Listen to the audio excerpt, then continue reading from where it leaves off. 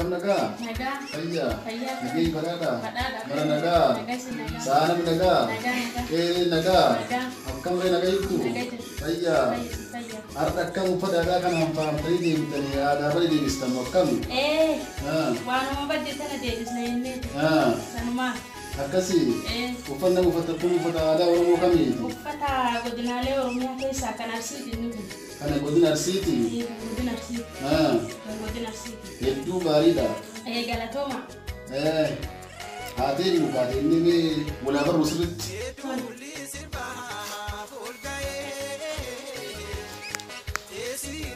Hayyame uffata aadaa bareedaa kanaan kafaamtee jirtu. Uffanni kun uffata aadaa ta'uu nuuf deemee tokkoon tokkoo isaa daawwattoota keenya nu barsiisuu dandeessaa? Rakkoon qabu ni danda'a. Amma uffanni kun deemee kan gubbaa uffattu kun maal jedhama? Kan gubbaan uffattu kun bonkoo jedhama. Bonkoo kana duraan gogaa loonii irraa hojjetama. Gogaa loonii horiin ni qalama. Horii yeroo du'e qalamee isa kan aduu keessatti dhiisanii guyyaa murtaa'eef aduu keessa erga ooleen booda sana booda ni duugamaa foon xiqqoo gogicha irratti akkasumas gogaan sun akkasuma kaphatu jechuudha. Duugamee dhadhaadhaan sana booda fuudhanii qarqara isaa kana haaduudhaan ni mummuranii yookaan qaallaa baasan jechuudha. Sana booda callee aadaa akkuma argitan ni agartaa miti isa kan callee kanatti kaayanii ni uffatu jechuudha. Bonkoo jedhanii ni jechuudha magaalatti. Inni jalaa kun immoo qoloollee ni jedhanii nu duraan haawwanni keenya warri ammaan tanaa gurdii waan akkasii jedhanii waamu isa kanaan qoloo jedhanii bonkoo kana jalaan kaawwatan jechuudha. Akka aadaatti qoloo jedhama. Akka aadaatti qoloo jedhama akka aadaa duraanii jechuudha. Kan jalaan uffatu gubbaa kuloo maal jedhama? Inni kun amma akka haaraa ta'ee dhufe malee duraan guutuu isaa qamisii kaawwatama. Inni kun akka ammaa kanatti hin turre qamisii ture. Qamisii guutuu ture jechuudha. Amma immoo kanaan bonkoo jedhanii isa kanaan qoloo jedhanii waamu. Kan gubbaa kanaan immoo shamizii kuma jedhanii nan gammaatti moggaasa biraan arganii jechuudha. Ammas waan aadaa inni suura irratti jira. Mormarallee callee jira. Bu'uurallee jira. Addaqiirallee jira. Isaan kunoo maal jedhamu? Isaan kunneen akkuma godinaalee Oromiyaa garaagaraatti maqaalee garaagaraa qabu. Haa ta'u malee kan amma uffadhee jiru uffata akkuma biratti siibsuuf yaalatte godina Arsiiti waan ta'eef naannoo Arsiititti isa kana callee addaa yookaan kan kallachaa jedhanii waamu. Isa kana ni gartamiti. Isa kanaan immoo jomoree yookaan callee mormaa jedhanii waamu. Kan gurraa kanaan immoo lootii jedhanii waamu. Lootii jedhama. Inni kunoo inni addaa kuni. Inni kun meeshaa aadaa dubartii Oromoo keessumattuu dubartii Arsii biratti baay'ee jaallatamaa fi kabaja addaa qabudha. Qanafaa jedhanii waamu isa kana. Qanafaa jedhama? Hiikni isaa maali? Kabajni addaa inni immoo dubartoota Arsii biratti qabu maalidha? Qanafaa kan jennuun kabaja dubartii Oromooti. Dubartoota Oromoo keessaa immoo dubartii Oromoo Arsiiti. Dubartii Oromoo Arsiitu kaawwata waan ta'eef. Kun immoo sababa kaa'atamuu qaba. Caluma jettee dubartii waan taateef dubartoonni hundi kaawwattu. Dubartiin yeroo deesseedha kan kaawwattu. Dubartoota dahantu kaawwata. Inni kun yeroon itti kaawwatamuu fi yeroo itti ofirraa baasanii kaa'anis yeroo murtaa'e yookaan kan daanga'e qaba jechuudha. Caluma jedhaniillee lafaa kaaniin kaawwatanii itti fuufaniillee waan godhatamu miti jechuudha. Qanafaan kabajaaf kaawwatama waan ta'eef. Kan inni godhatamu dubartiin takka akkuma aadaa Oromootitti deessee gaafa guyyaa 4 yookaan guyyaa 5 bishaan dhiqatutu jira hubataa kan jedhamu naannoo Arsiititti. Kanaaf kan kaawwattu immoo gaafa bishaan sana dhiqatte guyyaa bishaan sana dhiqan itti kaa'u jechuudha dubartii qanafaa kana. Maaliif itti kaa'an? Dubartoota biraa irraa addaa kabaja guddaa qabdi jechuudhaaf deessuu ta'uu isii yookaan wayyuu ta'uu ishee agarsiisuudhaaf. Maaliif wayyuu jennaan daa'imti ishiin deessu sun dhiira haa ta'u dubara gara fuulduraatitti bulchaa biyyaa ta'uu dandeessi. Iddoo guddaa gahuu dandeessi. Kanaaf hanga ishiin daa'ima sana guddistee bakka ittiin geessu wayyuudha dubartiin sun wanti fedhe yoo bade abbaa manaatiinis ta'e namoota birootiin hin arrabamtu hin dhaanamtu jechoonni hamaan ittiin dubbatamu jechuudha. Kanaaf kan argisiisuudhaaf kaawwatti gaafa deesse sana guyyaa 5ffaa gaafa hubataa isii dhiqatturraa jalqabee hanga daa'imni ishii ji'a 6 guututtidha kan isheen kaawwattu. Ji'a 6 gaafa daa'imti sun ji'a 6 guutte morma isii irraa baaftee torbaan tokkoof daa'ima ishiitti gooti. daa'imni ishii torbaan tokko erga kaawwatee booda baasanii kaawwu jechuudha. Yeroo baasan sana maal jedhuun ulmaa baatee jedhaniin akka Oromoo Arsiititti. Ulmaa baate jechuun maal jechuudha? Fixatteetti gara dubartoota biraatitti bahuu ni dandeessi. Akkuma duraatitti deemtee utaaltee waan barbaadde hojjechuu ni dandeessi. Amma deessuu miti jechuu argisiisa jechuudha. Hanga daa'imti biraa deebitee dhuftutti qanafaan sun kabaja isaatiin kaayama jechuudha meeshaan daa'imti. Qanafaan sun amma daa'ima irra guyyaa meeqaaf ta'a? Torbaan tokkoof ta'a. Torbaan tokkoof ta'a? Torbaan tokkoof ta'a. Torbaan tokko booddeedha kan daa'ima irraa baafamee ol kaa'u. Gaafa isii qanafaa godhattee jirtu, duruusiin qanafaa kan baafattee ulmaa hin baane, abbaan manaa ishii yoo dhaane yookiin ammoo namni biraa yoo dhaane akkamitti ilaalama akka aadaa Oromoo Arsiitti? Kuni akka aadaa Oromoo Arsiitti akka inni itti ilaalamu siinqee fi qanafaan hidhata qabu wajjin deemu. Qanafaanis kabaja dubartiiti. Siinqeen immoo ayyaana dubartii Oromooti yookaan kan dubartiin Oromoo mirga ishii ittiin kabajeeffattudha. Kanaaf abbaan manaa ishii osoo siin qanafaa kan ofirraa qabdu deessuu takka yoo dhaane dubartoonni naannawa sana jiran yookaan ollaa sana jiran hundi isaanii siinqee isaanii guuratanii yaa'u. Siinqee isaanii guuratanii yaa'anii ateetee bahu. Ateetee kan jennuun immoo ayyaana dubartiiti. Isa kana bakka lamatti qoonnee ilaalla akka naannoo Arsiititti yookaan akka Oromoo Arsiititti jechuudha. Bakka lamatti kan qoonnee ilaalla ateetee deemsisaa fi ateetee kadhaa kan jedhamutu jira. Kan yeroo abbaan manaa dubartii qanafaan jirtu yookaan deessuu takka dhaane bahan kun maal jedhama? Ateetee deemsisaa jedhama. Maaliif ateetee deemsisaa jennaan? Dubartoonni yeroo dubartiin qanafaa qabdu dhaanamte san siinqee isaanii guuratanii gandarra deemanii haawwata naannoo sana jirtu hunda walitti yaasanii abbaa manaa sanatti bahu jechuudha. Abbaa manaa sanatti bahanii waan jedhamutu jira. Waan jedhamuu qabu sana jedhanii deessuu teenya dhaane jedhanii ni himatu. Sanboota gosti yookaan namoonni naannoo san jiran itti dhufu dubartootatti jechuudha. Erga itti dhufanii booda maal jedhuun dhiltee dhinnaa jedhuun. Warra dhiiraatti jedhee jechuudha. Warra dhiiraatti itti dhufee jedhaan jechuudha. Yoo aariin isaan irraa dhumee hin jiraatin dhiltee dhinnaa isaanii kanallee ittuma dhiisanii itti fufan jechuudha. Ateetee isaanii faarfataa dubartii teenya dhaane jechaa deemanii sana booda yeroo muraasaaf erga jedhanii booda hobbaa ijarraa hafaa jedhaniin ammas garagalchanii dubartoonni warra dhiiraatiin dhiltee dhinnaa jedhaniin warra dhiiraatis hobbaa ijarraa hafaa jedhaniin yeroo sana maal jedhu dubartoonni hafaanu hambisaa jedhuun. Sana booda maal godhu warri dhiiraa kunniin ka'anii akkuma jirutti miila isaanii jalatti diriiru. Miila dubartoota siinqee qabatanii kana jalatti diriiranii ciciisu jechuudha. Akka jechuun maal jechuudha? Nu of kolchaa namicha kanatu badii dalagee waan gochuu hin qabne akkuma heera uumaatitti waan ta'amuu hin qabnu jedhe. Heera uumaa keessa Oromoon uumama hundaaf safuu qaba jechuudha. Xiqqaaf guddaan jaarsaaf jaartiin wantoonni hundi uumamni hundi safuu fi heera uumaa jalattidha kan inni qajeelfamu. Kanaaf qajeelfamoota heera uumaa Oromoon ittiin bulu sana keessaa tokko cabsinee jirra waan ta'eef ni fixannaa dhiifama nu godhaa akka jechuu argisiisa. Kanaaf dubartoonni yeroo warri dhiiraa sun miila isaanii jalatti kufan akkuma jiranitti maal godhu siinqee isaanii sun maal argisiisa? Isiniifneerraa yookaan isin of kolchineerraa ol nuukaa rakkoo keenya nu gaafadhaa jechuudha. Sana booda warra dhiiraatis erga siinqeen dubartoota hundaa lafa kaa'ame yookaan ciciisee ni ka'u. Erga kaaniin booda kan ittaanu maalidha? Maaltu ta'ee jedhanii gaafatu beekuu keenya dhaanee jedhanii waan ta'amuu hin qabne baatuu nutti baasee jedhanii. Baatuu nutti baasee jechuun sun maal jechuudha? Waan kaleessa naannoo keenya hin jirre aadaa keenya keessa hin jirre waan haaraa nutti fidee kanaafuu wanti haaraan kun aadaa keenyaa miti waan ta'eef deebi'ee dhabamuu qaba bakka dhufuudhaatti deebisuu qaba namichi kun jechuudha. San booda ni haasa'u. Erga isaan haasa'aniin booda meenuuf kolchaa takkaaf isinirraa fincaanne jedhanii. Isinirraa fincaanne jechuun isin xiqqoon weegaadhu warri dhiiraa achi deemnee mari'annee isinitti deeminaa akka jechuudha. Sana booda ni mari'atu dubartoota kan namichi kun miidhee jira. Kanaafuu maaliin fixachuu qabna maaliin araarfachuu qabna ni jedhu. Achi booda waan araarfataniin irratti walii galuu nama lamaa sadeen tokkotti ergu dubartoota ateetee yaa'an erganii waan kennuufi barbaadan itti. Waan kennuufi barbaadan kun waan akka hoolaa koote ammas fudhatan maaliif ateetee bari waan ta'eef waan akkasii waliin jedhanii fudhatanii yeroo sayyoo fudhachuu hin barbaadin maal jedhu ateetee laga kee dama anola nyadhu akka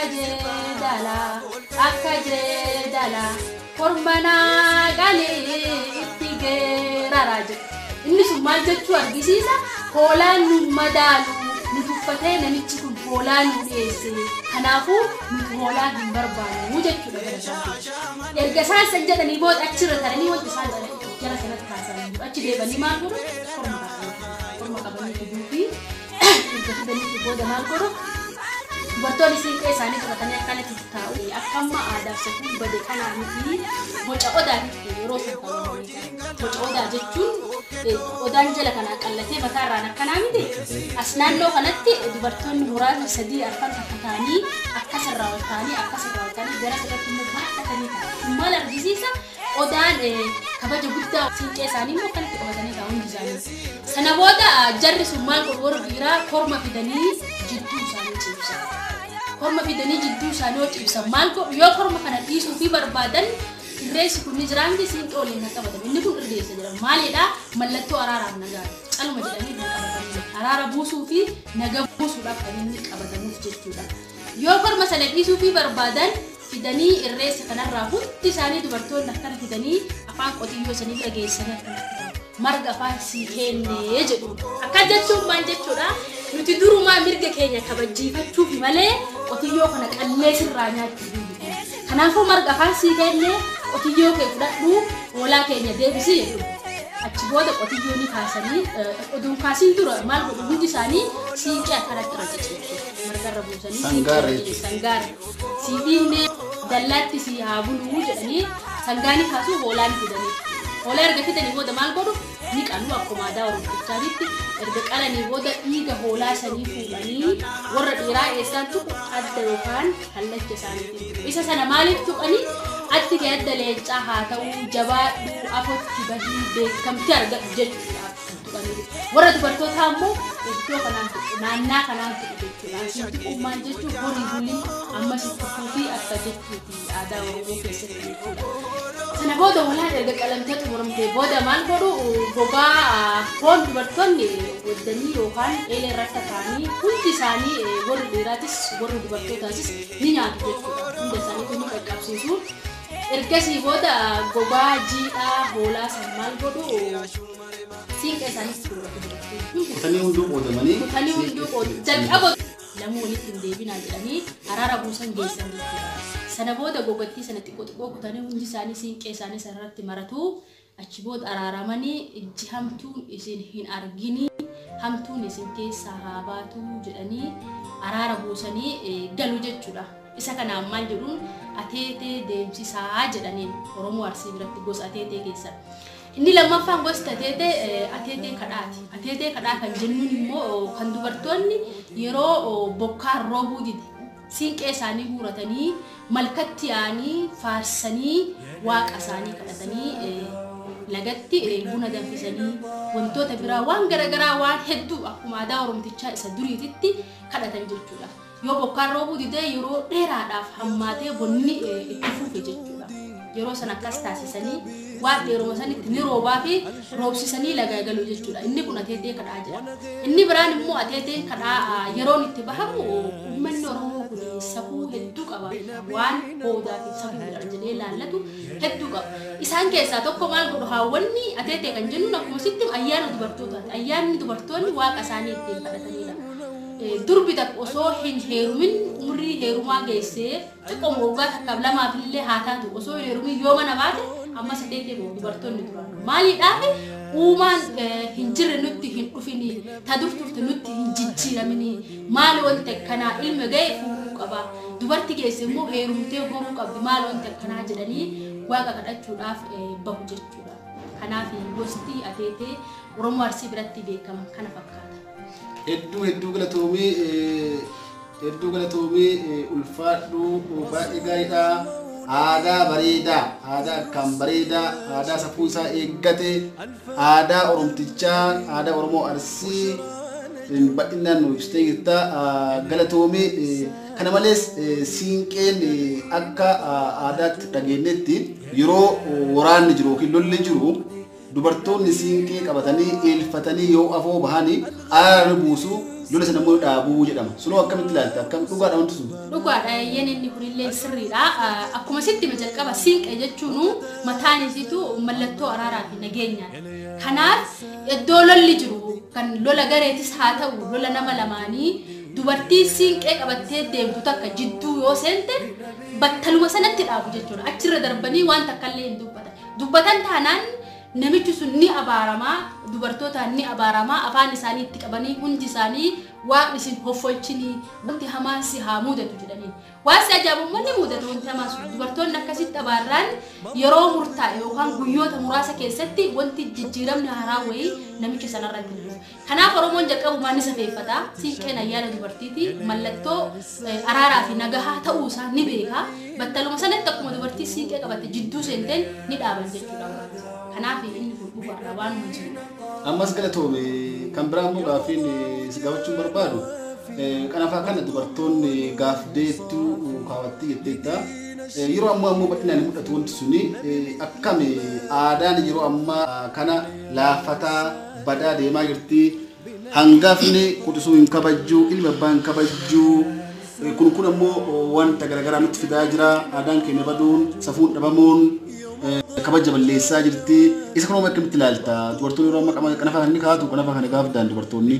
Galatoomii gaafii gaarii naa dhiyeessitee gaafii kana naa dhiyeessuu keetitti hunda dura baay'ee galatoomii. Maaliif gaafii dhiyaachuu qabullee waan irratti haasa'uu qabnullee waan ta'eef akkuma jette yeroo ammaa badee jira kanafaa inuu hin kaawwatan dubartoonni akkuma jirutti naannoo duraan kaawwatan sanitti dhiisanii jiran. Inni kun maal seete safuutu jijjiirama akkuma jirutti safuutu jijjiirame.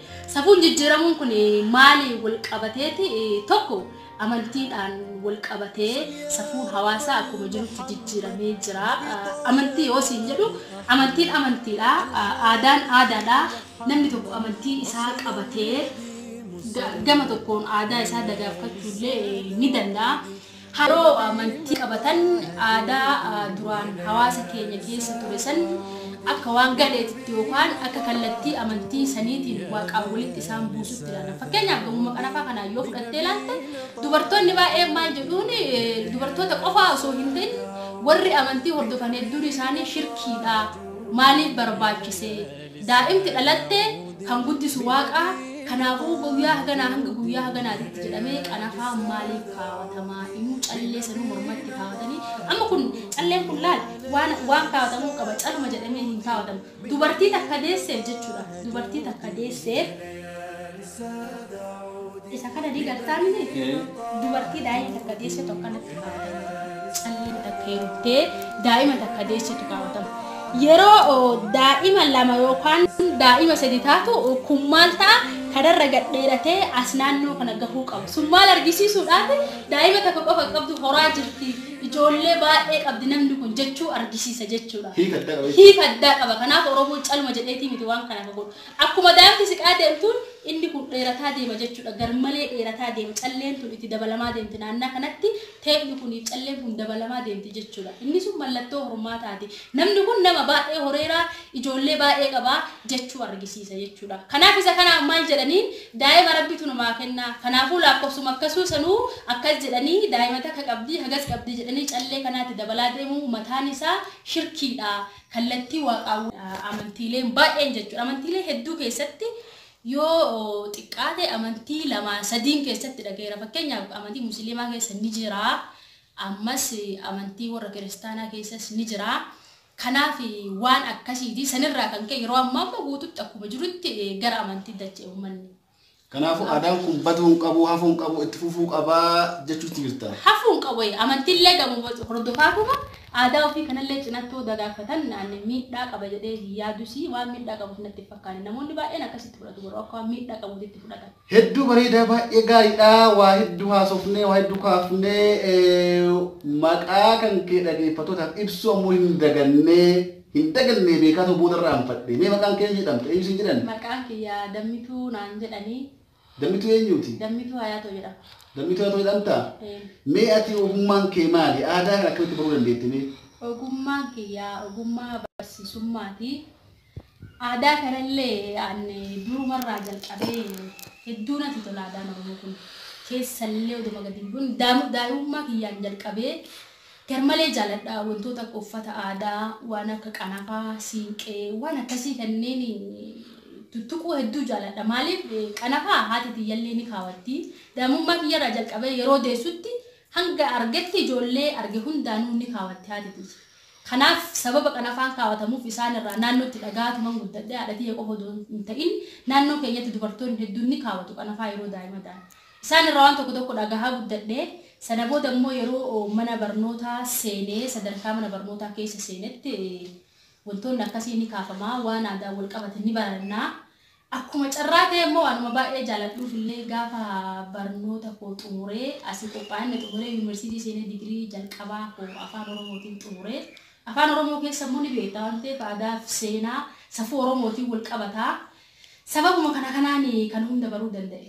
Hedduu bareeda aadaa kana akkanas sabboonummaa agarsiiftee aadaa kaleessa qabattee ceesisutti jirta uummata baay'ee barsiisutti jirta kana immoo irraa dhaalte maatii kan kee haadha kan kee irraa dhaalullee bal'inaan ibsitee jirta dabalatan ammoo akkuma jaalattuuf akkuma hawwitu warra afaan oromollee barattee boonus akka guddaa si fayyadee kaaftee jirta baay'ee gaariidha isheen asteetti kunis uffata aadaa oromoo harargeedhaan faayamtee jirti atu akkami nagaa nageen badhaadha fayyaa akkami saalan nagaa qeenis nagaa rooba nagaa shaama nagaa guddaa xiqqaan nagaa naga fayyaa nagaa jirra mee uffanni uffattan kun akkami uffata aadaa kamiiti uffanni uffata aadaa harargeeti oromoo harargeeti ka gubbaa kun maal jedhama gubbaadha uffatte kun maal jedhama maqaan isaa Maashini jedhama. Maashini jedhama? Callee guddaan kun maal jedhama maqaan isaa kun? Dooqaadha. Dooqaa jedhama? Kan mormaa kunoo? Kan mormaa callee mormaallee jennaani. Maqaa biraatillee ni qaba. Kan kallacharraa kun adda kun? Callee addaa jennaan isaa. Callee addaa jedhama? Hedduu gaariidha baay'ee namatti toltu waan akkatti faamuun aadaa kana hedduu jalatti akkam? Baay'ee jaaladha. Baay'ee jaaladha itti gammadas. Itti gammadda. Hedduu gaariidha galatoomaa ulfaadha waan baay'ee irraa barannee waan baay'ee uummata keenya barsiisnee yaadnaa aadaan kun uummanni oromoo kaleessa akkuma duratti kaasaa turre aadaa qabaa safuu qabaa duudhaa qabaa duudhaan kaleessaa sun aadaan kaleessaa sun safuun kaleessaa sun hafaa deemaa jirti badaa jirti isiin sun baduun ammoo yeroo ammaa akkuma xixiqqaa guddaa kan kabajjine abboon gadaa kabajjaa kan arganne abbaa inni birata kan kabajjamne hangafni maadhaa ofii guddisuu birata kan kabajjamne argaa jirra kun ammoo waan baay'ee qabatee nuti deemaa jira waan ta'eef akkatti aadaa keenyaan faamuun ammoo waan hedduu namatti tolu wantoota aadaaf duudhaa kaleessaa safuu oromoo kaleessaa san eeggataa deemuun dirqama keenya ta'a akka irraa barattan abdii guutuu qabnaa kana boodas yerootti aadaa keenya duudhaa keenya gad isin dhiifnaa nu hordofaa sabiskiraayib nu godhaa dadhabina qabnullee cimina keenya jajjabeessaa dadhabina keenya nutti himaa akka sirruuffannu gorsaa nu hordofaa isiniin jennaa galatooma ulfaadhaa horaa deebanaa nagaan nu bulaa.